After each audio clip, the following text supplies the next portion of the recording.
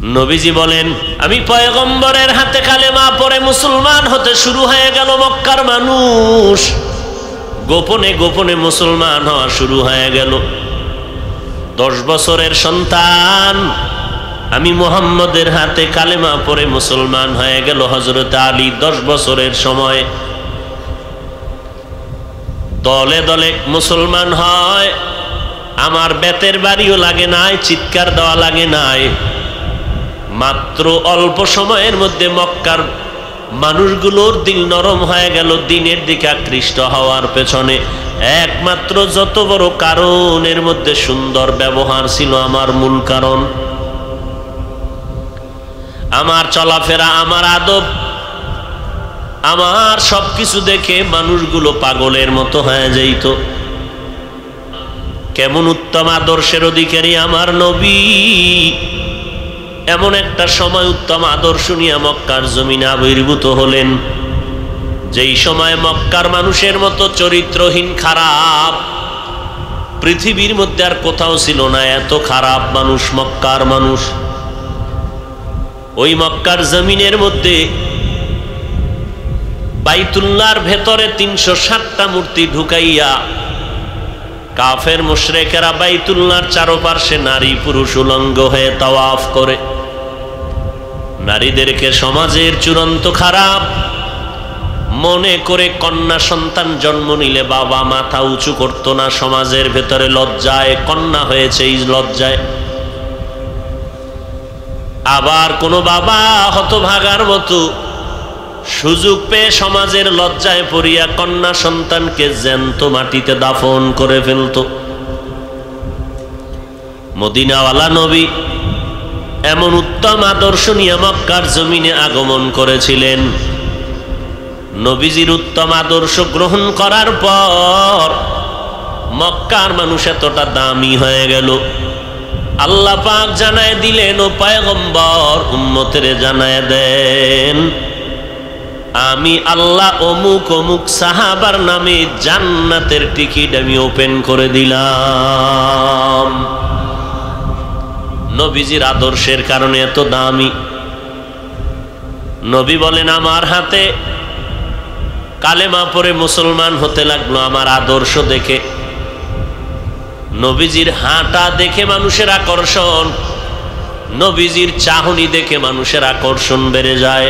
নবীজির কথা, নবীজির ব্যবহার আর চেহারার দিয়ে তাকাইয়া বেঈমানের দিলটা নরম হয়ে যায়। নবীজি বলেন, আমার হাতে প্রথম আল্লাহর দেওয়া দ্বীনের দাওয়াত গ্রহণকারিণী একজন নারী, খাদিজা রাদিয়াল্লাহু আনহা। যাদের কাছে কোরআন এবং সুন্নতের পার্সেন্ট যত কম, তাদের কাছে শান্তি ও সম্মান কম। কিয়ামত পর্যন্ত আনেওয়ালা উম্মত যারা, এদের চলন্ত পথের শান্তির জন্য, সুশৃঙ্খল জীবন যাপনের জন্য আমার আল্লাহ রসুলের মাধ্যমে 23 বছরের একটি প্যাকেজ দিয়ে দিলেন। চূড়ান্তভাবে এই প্যাকেজকে যারা ফলো করে চলবে, এরা দুনিয়াতেও বাদশা, আখিরাতেও বাদশা হবে। ভিন্ন কোনো পথ মত অবলম্বন করলে এদের দুনিয়াও বরবাদ, আখিরাতও বরবাদ। খাসারাত দুনিয়া ওয়াল আখিরা।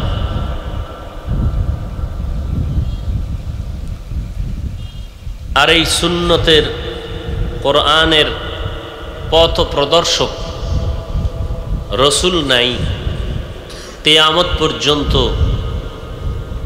এর পথ প্রদর্শক হিসাবে যারা দায়িত্ব পালন করবেন, এরা রসুলের চূড়ান্ত আপন মানুষ, রসুলের বন্ধু, আল্লাহরও বন্ধু।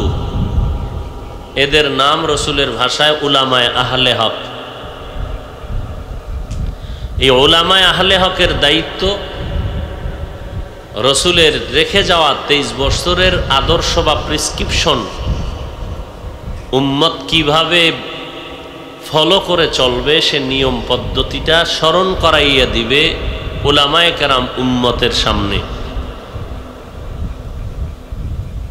এজন্য নবী বলেছেন, আমি দুইটা জিনিস রেখে গেলাম, কোরআন আর সুন্নত। হাদিসের কথা বলেননি, যে আমি কোরআন হাদিস রেখে গেছি এটা বলেননি, বলছেন আমি কোরআন আর সুন্নত রেখে গেলাম। কেন সুন্নত বললেন, হাদিস বললেন না? এর এক কারণ হলো, কোরআন বললে আর হাদিস বলার প্রয়োজন নেই, কারণ কোরআন বুঝতে হলে হাদিস লাগবে, হাদিস কোরআনেরই ব্যাখ্যা। দ্বিতীয়, পৃথিবীর কোনো মানুষের দ্বারা রসুলের লক্ষ লক্ষ লক্ষ হাদিস শরীফ জমা করা, এক টেবিলে নেয়া এবং এগুলো অধ্যয়ন করা, বুঝা, এরপরের উপরে আমল করা, এটা কোনো মানুষের দ্বারা কখনোই সম্ভব নয়।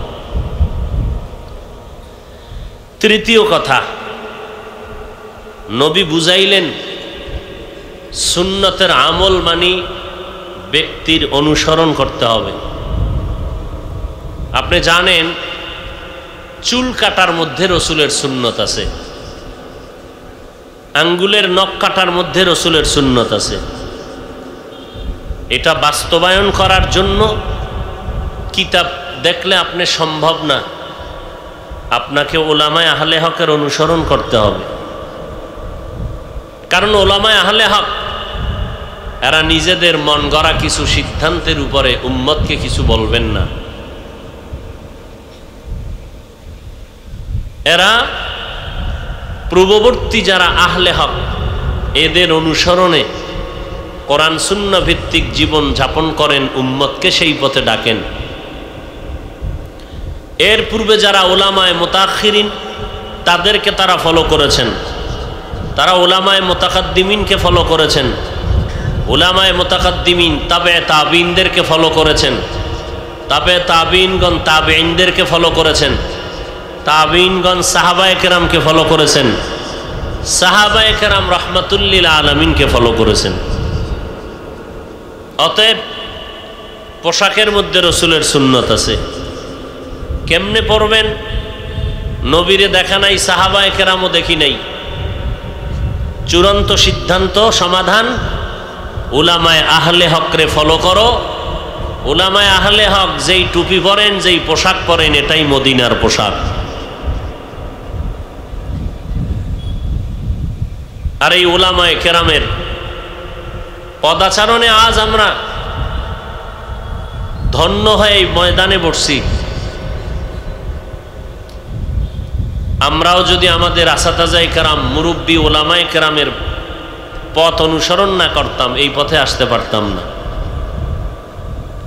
মূলত আমরা কোনো আলেমের গোলামি করি না, কোনো পীর সাহেবের গোলামি করি না, কোনো নেতার গোলামি নয়। গোলামি হবে আল্লাহর, আদর্শ মানব মদিনার। জানি না, বুঝি না, জানার জন্য, বুঝার জন্য আলেম দরকার, তাবলিগ দরকার, পীর মাশায়েখের প্রয়োজন। এই জন্য ডাউলের পানি খেয়ে, আটার রুটি খেয়ে, জীবনকে বিসর্জন দিয়ে কষ্ট করে কোরআন হাদিসের পেছনে, ওলামায়ে কেরামের পেছনে সময় লাগাইয়া আলেম হয়েছেন। রসুল বলে গেছেন, তোমরা ওলামায়ে আহলে হকের অনুসরণ করো। তবে সাবধান, ওলামা নামের এক দল জমিনে থাকবে, তারা বাতিল, তাদের অনুসরণ তোমরা করবা না।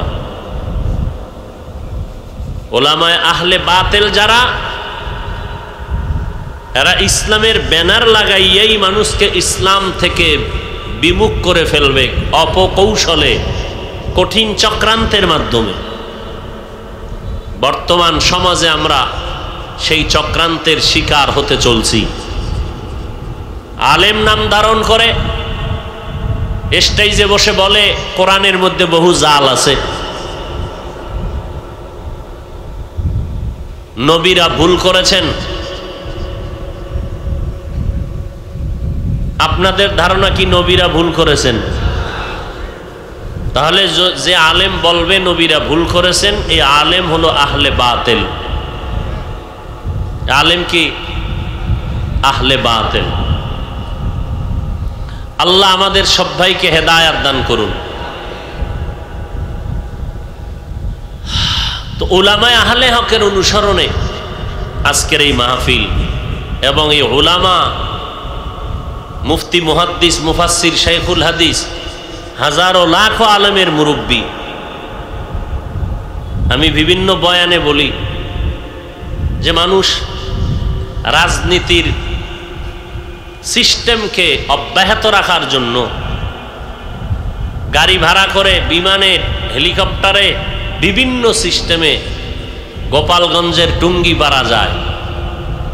কেন যায়? সেখানে এক মহান ব্যক্তি, স্বাধীনতার স্থপতি মরহুম শেখ মুজিবুর রহমান সাহেবের মাজার জিয়ারত ফুল দেওয়ার জন্য যায়। রাজনৈতিক পলিসি সিস্টেম অব্যাহত রাখার জন্য। কিন্তু ওই মানুষগুলো জানে কিনা আল্লাহ জানেন যে এর পার্শ্বেই 2-4-5 কিলোমিটারের মধ্যে দোজাহানের মাথার মুকুট উম্মতের রাহবার আল্লামা শামসুল হক ফরিদপুরি রহমতুল্লাহ আলাইহি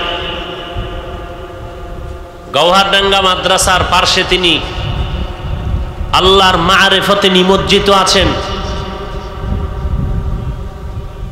সেই চিন্তা কারো অন্তরে নাই, যিনি এই জমিনের মধ্যে অমানুষকে মানুষ বানিয়েছিলেন, জাহান্নামী মানুষদেরকে জান্নাতের পথ দেখিয়েছিলেন, যার সামনে দুনিয়া একদিকে ফেলে দিল, বিন্দু থেকে বিন্দু রসুলের আদর্শ থেকে পিছনে নিতে পারেনি। তার হাতে গড়া ছাত্র চরমনায়ের সৈয়দ ফজলুল করিম রহমতুল্লাহ আলাইহি, তার জবানে শুনছি তিনি বলছেন, লালবাগ মাদ্রাসার অনেক ওস্তাদরা বলেছে লেখাপড়া একটু কম পারে, এরে আমাকে মাদ্রাসায় রেখে লাভ নাই। সদর সাহেব হুজুর রহমতুল্লাহ আলাইহি বললেন, না, ছেড়ে দিয়ে লাভ কি? যদি বেদাতের লাইনে চলে যায় আমাদের হাতে রাখি, অন্তত হকের পথে তো থাকবে। তিনি বলেছিলেন, আমার জেহেন শক্তি খুব কম, পড়া মনে থাকে না। সদর সাহেব হুজুর একদিন পিঠের উপর একটা ডান হাত দিয়ে থাপ্পড় দিয়েছিলেন, ওদিন থেকে তার জেহেন খুলে গেছে।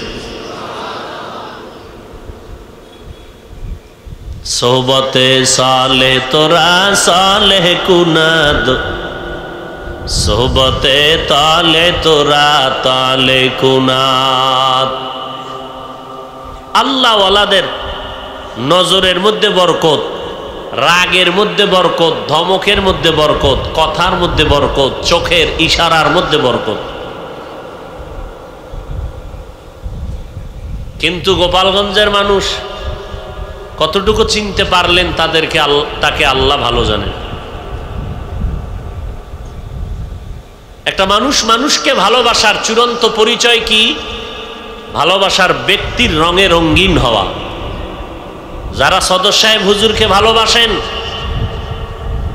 তারা সদর সাহেবের হুজুরের আদর্শ কি ছিল এটা ফলো করে তিনিও আদর্শবান হবেন। আর যদি কন্যা বিড়ি টানা ছাড়ব না, মহব্বত করি অন্তরে, বিড়ি টানা চলবে, টেলিভিশন দেখা চলবে, নাচ গান চলবে, তাহলে রসুলকে আবু তালিব কম ভালোবাসেননি। এরপরও কালেমা পড়ে নাই। আবু লাহাব নবীকে ভালোবেসেছেন, রসুলের আদর্শ মানে নেই।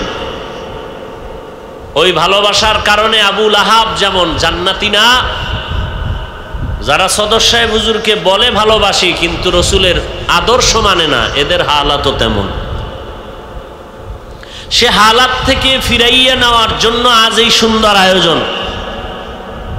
কিন্তু আজকের আয়োজনের অবস্থা যদি এমন হয় যে বয়ান শুনে বাসায় গেলাম, ফজর পড়লাম না, তাহলে এই বয়ান শোনার থেকে না শোনা উত্তম।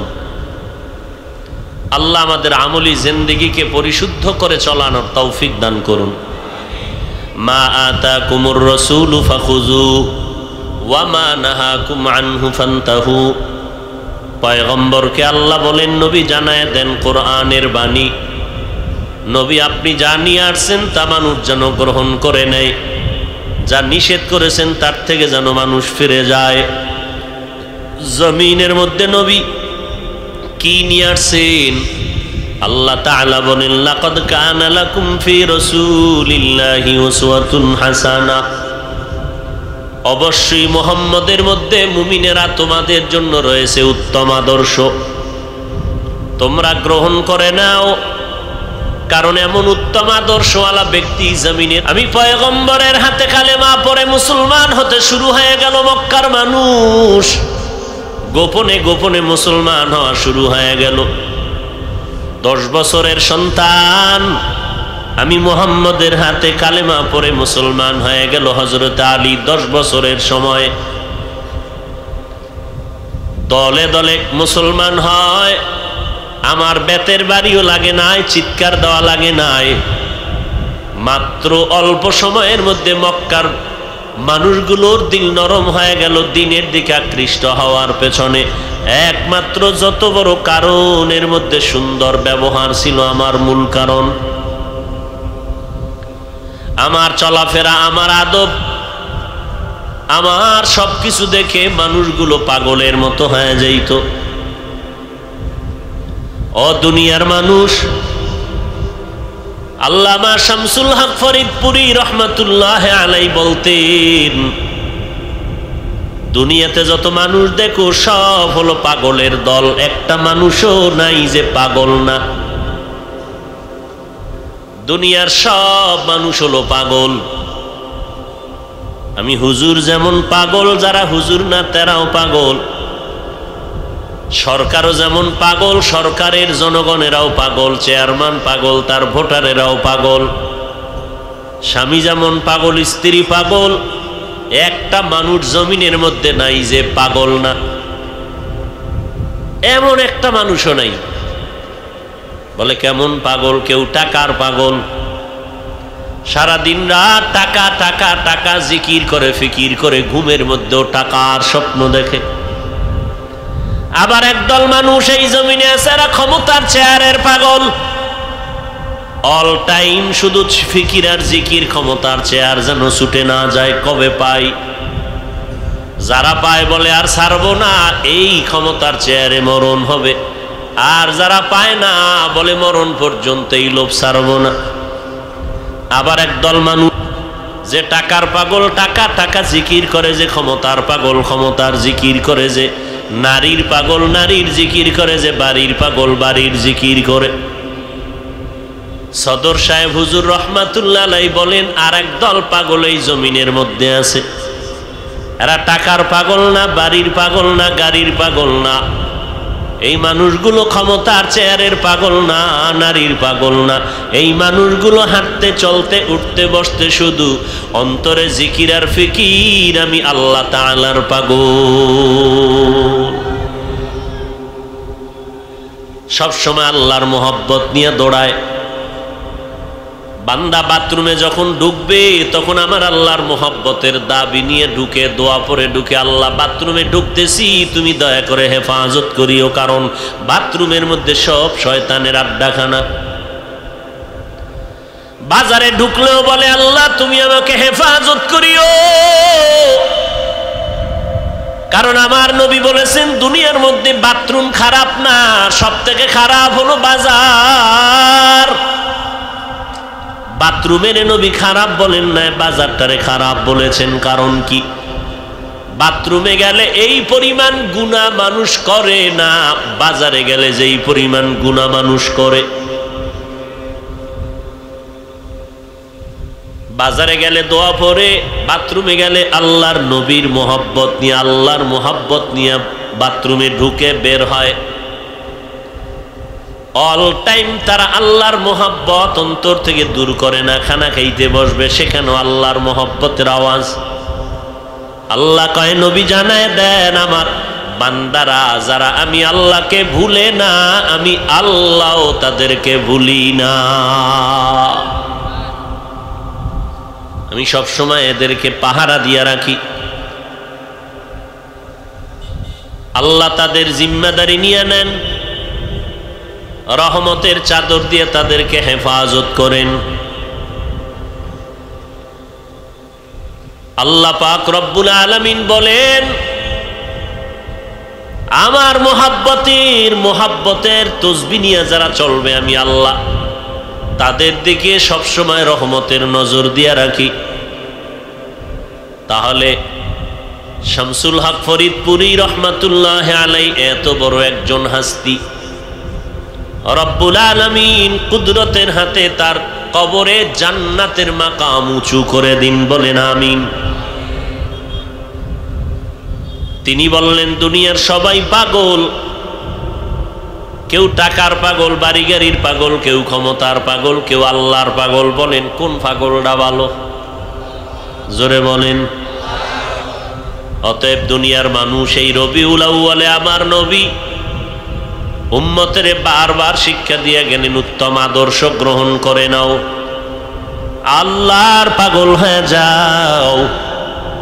আল্লাহর পাগল হইলে দেখবা দুনিয়ার সব তোমার পায়ের নিচে গোলামি করতে বাধ্য হবে।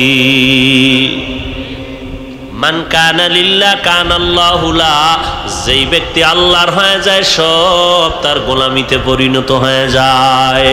খাকো বাদো আবো আতিশ বন্দান, বা মানে তু মুর্দা বা হক জিন্দা। আল্লাহর পাগল হয়ে যাও রে গোলাম। আল্লাহর পাগল যারা হয়েছেন দুনিয়া তাদের পায়ের নিচে এসে চুমু খেয়েছে।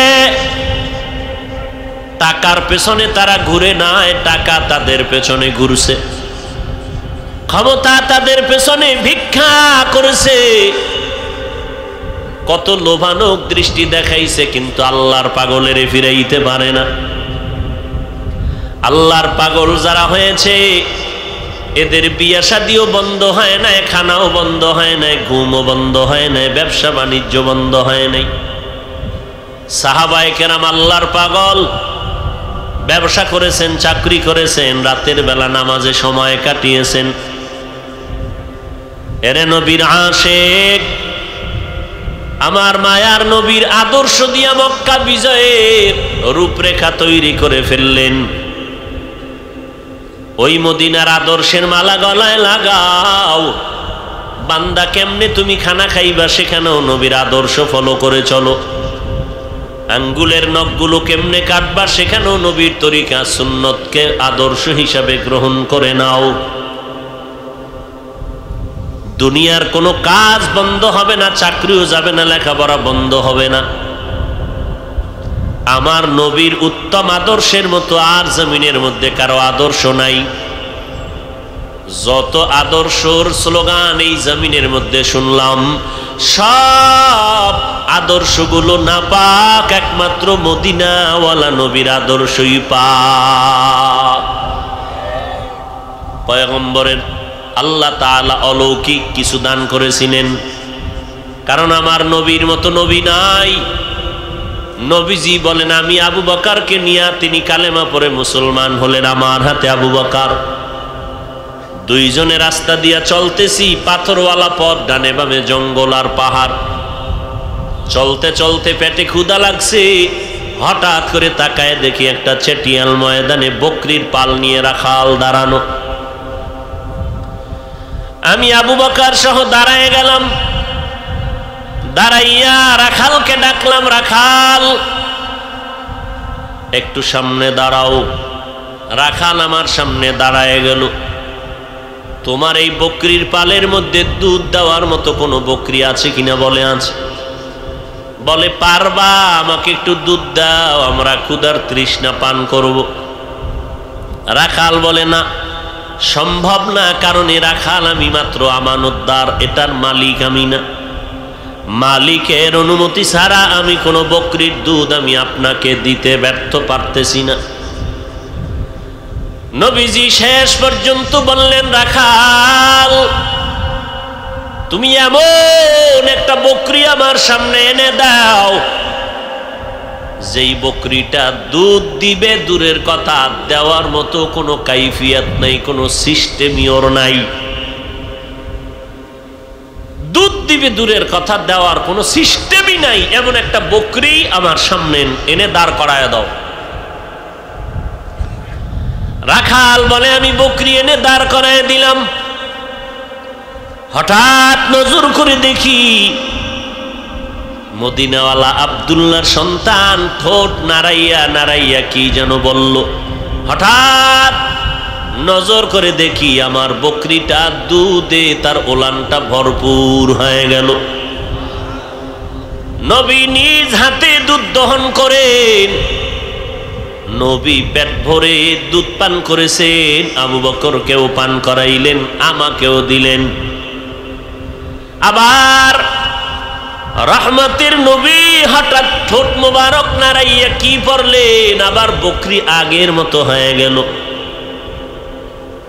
নবীজি বলে বকরিটা পালের মধ্যে নিয়ে দাও।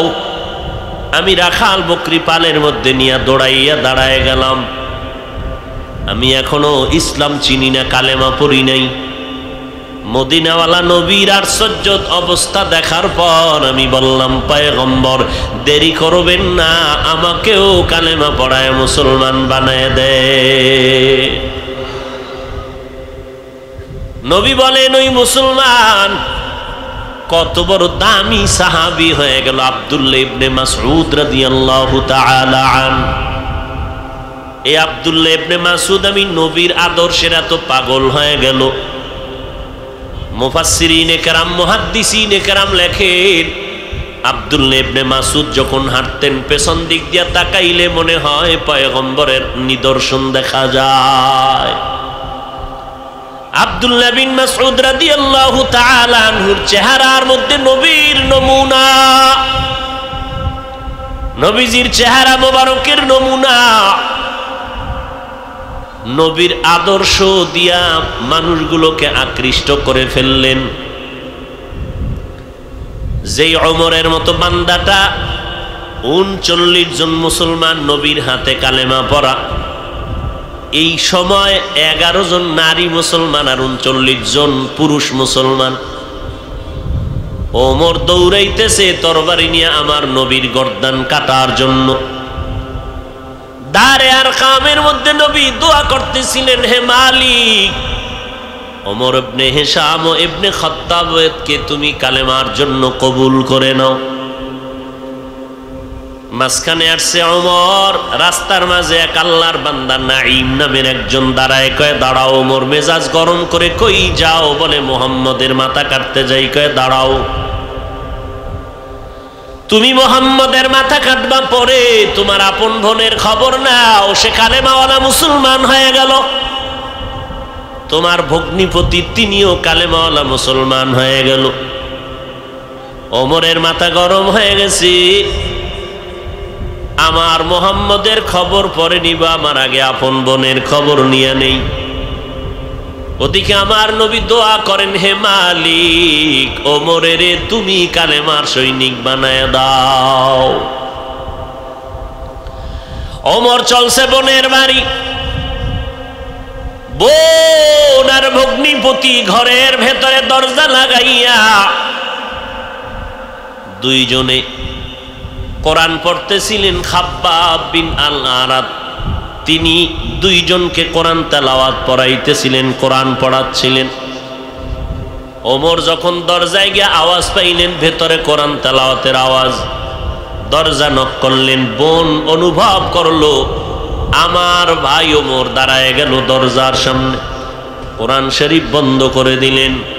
খাব্বাব আত্মগোপনে চলে গেলেন, ভগ্নিপতি সহ বসে থাকলেন। ওমর তরবারিটা হাতে নিয়ে কয়, তুমি কি মুহাম্মদের কালেমা পড়েছো? বোন বলে আলহামদুলিল্লাহ, ভগ্নিপতিও বলে আলহামদুলিল্লাহ। ওমর বলে কালেমাটা ফিরায় দেও। বোন ডাক দিয়া কয়, ভাই এমন কালেমা পড়েছি কল্লা দেওয়া যায়, কালেমা ফিরাইয়া দেওয়া যায় না। জীবন বিলীন করে দেওয়া যায়, কিন্তু কালেমা কখনো ফেরত দেওয়া যাবে না রে ভাই। ওমর সাথে সাথে তরবারিটা বের করে ভগ্নিপতিকে আঘাত করার পরে বোনের উপরে আঘাত শুরু করলো। বোনের নরম শরীর থেকে রক্ত পড়ে জমিনটা লাল হয়ে গেল, কান্না শুরু করলো। বোন ডাক দিয়ে কয়, ভাই তুমি জানো আমার মা নাই, আমার বাবা নাই, তুমি আমার আপন ভাই, আজকে তুমি আমাকে তরবারি দিয়া যত পারো আঘাত করো, তবে শুনে নাও কালেমা যেই জায়গায় ঢুকাইছি ওই জায়গায় তোমার তরবারি কখনো ঢুকবে না। বোনের মায়ার কান্না দেখা ওমরের দিলটা নরম, ওদিকে মদিনার নবীর দোয়া চলতেছে। ওমর ডাক দিয়া কয়, ঘরে ঢুকার সময় একটা আওয়াজ পেয়েছিলাম। বলে কি? দেখা যাবে নি? বলে ওটা কোরআনের আওয়াজ, তুমি নাপাক, গোসল করে নাও, না হয় ধরা যাবে না। ওমর গোসল করলে, গোসল করিয়া কোরআন শরীফ খুললো। কোরআনের ভেতরে তাহা মা আনজালনা আলাইকাল কুরআনা লিতাশকা, যখনই আয়াতগুলো নজরে পড়ে গেল ওমরের অন্তরের মধ্যে গিয়ে আঘাত। এত সুন্দর কবিতা, এত সুন্দর বাণী আমি জীবনে শুনি নাই আর দেখি নাই। এত সুন্দর বাণী যে তোমাদের শিখাইছে সে না জানি কত সুন্দর। একটু চল আমি তারে দেখবো। বলে তিনি হলেন দু জাহানের বাদশাহ, রাহমাতুল্লিল আলামিন। খাব্বাব বেরিয়ে আসলেন ভগ্নিপতি সহ পয়গম্বরের দরবারে দারে আরকামে চললেন। দারে আরকামের দরজা বন্ধ, ছোট ছোট জানালা। নবী তালিম দিতেছেন, তারবিয়াত দিতেছেন, আবার কিছু সাহাবারা বাহিরে নজর রাখতেছেন। কোন শত্রু হঠাৎ নজরে পড়ে গেল ওমর। নবী ওমর আসতেছে, ইসলামের বড় দুশমন। নবী কয়, আসতে দাও, দরজা খুলে দাও। ওমর এখন আমাকে মারার জন্য আসে না, আমাকে নিজেই মরার জন্য আসতেছে, রাস্তা খুলে দাও। ওমর আইসা নবীর সামনে তরবারি দিয়ে কয়, পয়গম্বর আমি আসছিলাম আপনার মাথা কাটার জন্য, মাফ করে দেন, আর আমাকে আপনি কালেমা পড়াইয়া মুসলমান বানিয়ে দেন।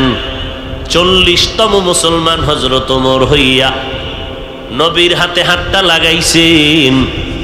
এমন বরকত পেয়ে গেল হযরত ওমর অল্প টাইমের ভেতরে, সেকেন্ডের মধ্যে এমন পাওয়ার ওমরের মধ্যে ঢুকে গেল। ওমর বিধর্মীদের এক কাফেলার মজলিসে গিয়া কয়, দেখছো নি আমি ওমরের চিনুনি, এখন কিন্তু আমি চেঞ্জ হয়ে গেছি রে বেঈমান। আমি এখন মুহাম্মদের হাতে কালেমা পড়েছি। আমি ওমরের সামনে মুহাম্মদের বিরুদ্ধে কথা বললে আয়, আমার তরবারি রেডি হয়ে আছে। এইবার নবীর মাধ্যমে ওমর কালেমা পড়লেন, আর আমার নবী এবার ওপেন কালেমার দাওয়াত দেওয়া শুরু করলেন। সেই ওমর ওয়ার্দ জাহানের খলিফা ওমর, নবীর আদর্শের কারণে আল্লাহ এত সম্মান দান করেছেন। শুধু দুনিয়ায় এক তো তিনি জান্নাতের টিকিট পেয়ে গেছেন, অপর দিকে আল্লাহ তাকে এত মোহাব্বতের নজরে দাগ দিয়েছেন। নবী বাইতুল্লাহ তাওয়াফ করলেন, তাওয়াফের পরে সাহাবায়ে কেরামদের নিয়ে মশওয়ারা করলেন, তাওয়াফের পরে 2 রাকাত নামাজ পড়া লাগবে, কোথায় নামাজ আদায় করব? বাইতুল্লাহর দরজার পাশে, নাকি জমজম কূপের কিনারায়, নাকি হাতিমে কাবায়? ওমর কয়, নবী আমার মতামত হলো যেই পাথরের উপরে দাঁড়াইয়া আল্লাহর নবী ইব্রাহিম বাইতুল্লাহ নির্মাণ করেছিলেন, মাকামে ইব্রাহিম, এর পেছনে আমরা 2 রাকাত নামাজ পড়ি। নবী বললেন, সিদ্ধান্ত তো দিতে পারি না। হঠাৎ করে জিব্রাইল আমিন হাজির হয়ে গেলেন। নবী গো, আল্লাহর সালাম, আল্লাহ আপনাকে সালাম দিয়েছেন, আর বলেছেন ওমর যেই মতামত পেশ করেছেন আল্লাহ ওমরের মতামত মেনে নিয়েছেন, আপনি নবীকেও মানতে বলেছি। নবীর আদর্শের দ্বারা ওমরের মতো বান্দার টপ লেভেলের সন্ত্রাসী ওমর নবীর হাতে কালেমা পড়ে এত পাওয়ারফুল হয়ে গেল। ওমর যেই রাস্তায় চলে শয়তান ওই রাস্তায় চলতে ভয় পায়, অন্যদিকে চলে যায়। কেমন মানুষ ওমর, অর্ধজাহানের খলিফা, একা একা চলে, কোনো সিকিউরিটি গার্ড নাই, কোনো পাহারাদার নাই। আল্লাহ পাক রব্বুল আলামিন কুদরতের হেফাজতের চাদর দিয়ে রাখছেন। আল্লাহ তাআলা বলেন, আমার যারা ওলি, আমার যারা খাস বান্দা, আমি এদেরকে মোহাব্বতের চাদর দিয়ে রাখি, হেফাজতের চাদর। যারা তাদের ক্ষতি করতে চায় তারা নিজেরাই ক্ষতিগ্রস্ত হয়ে যায়। হযরত ওমরকে মারার জন্য কত দুশমন তরবারি নিয়ে ঘুরে, কোথাও পাওয়া যায় না। হঠাৎ করে ওমরের খবর পাইল একটা ময়দানে একা শুয়ে রইছে হাতের বালিশ বানাইয়া। দুশমন তরবারি নিয়ে আগায় ওমরের মারবে, এক কদম সামনে যায় আবার পেছনে যায়, ভয় না জানি কি হয়, শরীর কাঁপতেছে। যেতে যেতে যেতে যেতে কিনারায় যখন হাজির হয়ে গেল, আল্লাহর কুদরত, হঠাৎ নজরে করে দেখে একটা বাঘ ওমরের চতুর্পার্শ্বে ঘুরে আর পাহারা দেয়। ওই লোকটা কাঁপতে কাঁপতে হাতের তরবারি মাটিতে পড়ে গেছে। ওমর ছিলেন ঘুমে, নজর করে দেখে বেচারা ভয়ে কাঁপতেছে। ও ভাই, আপনি কাঁপেন কেন? বসেন। নিচে তাকায় দেখে তরবারি, তো ভয় কিসের, বসেন। অর্ধজাহানের খলিফা, কোনো সিকিউরিটি গার্ড নাই, কোনো পাহারাদার নাই, বাঘ তাকে পাহারা দেয়। আল্লাহ পাকের কুদরত, রসুলের আদর্শের বরকত। এই জন্য আল্লাহ বলেন, রসুলের আদর্শের মতো উত্তম আদর্শ আর কোথাও নাই, তোমরা তা গ্রহণ করো, দুনিয়াতেও কামিয়াব আখিরাতেও কামিয়াব। ওমর ডাক দিয়া কয়, ভাই তুমি এখানে কেন আসছো? সব ঘটনা খুলে বলল। বলার পর বলে, এখন তুমি কি করবা? বলে, আমারে টাকার লোভ দেখাইয়া পাঠাইছে আপনাকে হত্যা করার জন্য, আমারে মাফ করে দেন আর আমাকে কালেমা পড়ায় মুসলমান বানায় দেন। ইসলাম এমনে এমনে এমনে এমনে আদর্শ দিয়ে পর্যন্ত আছে, ব্যবহার আর রসুলের আদর্শ, সুন্নতের পাবন্দি। এরে নবীর আশিক ও পর্দার আড়ালের মা বোনেরা ও যুবকেরা, বৃদ্ধ বাবাজিরা, কয়দিন আর দুনিয়ার বাহাদুরি, এই হায়াত তো বেশি দিন বাকি নাই। মহামারী করোনায় কত জীবন চলে গেল, কয়দিন আর দুনিয়ার জিন্দেগিতে বাহাদুরি করবেন? এখনো সময় আছে। রবিউল আউয়াল থেকে শপথ নিয়ে বান্দা ওয়াদা করো, জীবনে যত অন্যায় করেছি, আজ আমার অন্যায়ের কারণে, গুনার কারণে আমার হাত না পাক, আমার চোখ না পাক, আমার জিহ্বা না পাক, অন্তর না পাক, ও দয়ার মালিক, ভুলে অন্যায় করেছি, শয়তান ও নফসের ধোকায় পড়েছি রে আল্লাহ, আজকে থেকে তওবা করে নিলাম। জীবনে নামাজ ছাড়বো না, বেপরদায় চলবো না, মা বাবারে কষ্ট দিব না, ওলামায়ে কেরামের বিরুদ্ধে যাব না, নবীর তরিকা মেনে চলবো, নামাজ পড়বো। ও আল্লাহর বান্দারা, আমরা যারা নবীর তরিকা মানতেছি, অনেকে মনে মনে ভাবে নবীর তরিকা মতো চললে বুঝি স্বাধীনতা নষ্ট হয়ে যাবে। ও যুবক ভাই, আজকে নজর করে দেখেন, আমরা নবীর তরিকা মানার কারণে বলেন আমগো স্বাধীনতা নষ্ট কই হইল? আপনারাও যেমন খানা খান আমরাও খাই, আপনারাও ঘুমান আমরাও ঘুমাই, আপনারা ব্যবসা বাণিজ্য করেন আমরাও করি, আপনারা স্বাধীনভাবে দেশ বিদেশ ঘুরেন আমরাও দেশ বিদেশ ঘুরি, বলেন আমাদের স্বাধীনতা নষ্ট হলো কোথায়? অতএব নবীর উম্মতের দল, নবীর তরিকা মানতে গেলে লেখাপড়া বন্ধ হবে না, চাকরিও যাবে না, ব্যবসাও বন্ধ হবে না। আপনার আমার মতো কত বান্দা স্কুল কলেজে লেখাপড়া করিয়াও নামাজ ছাড়ে না, নবীর আদর্শ মতো এখনো জীবন যাপন করে, অভাব নাই। আপনার আমার মতো বান্দা র্যাব, আর্মি, পুলিশ, বিডিআর এর চাকরি করে, নবীর তরিকা মতো চলে, অভাব নাই। একটু নিজেকে প্রশ্ন করেন, আপনি কেন পারবেন না? আল্লাহর কাছে তওবা করেন, না জানি আল্লাহ আপনার গুনার কারণে বেজার, মা বাবার বরদোয়া বুঝি আপনার কপালে লেগে গেল। আপনার আমার মতো কত বান্দা গাড়ি চালায়, ড্রাইভারি করে, এক বেলার নামাজও বাদ দেয় না, আপনি কেন পারবেন না? কৃষি কাজ করে, শ্রমিকের কাজ করে, নদীতে মাছ ধরে, এক বেলার নামাজও বাদ দেয় না।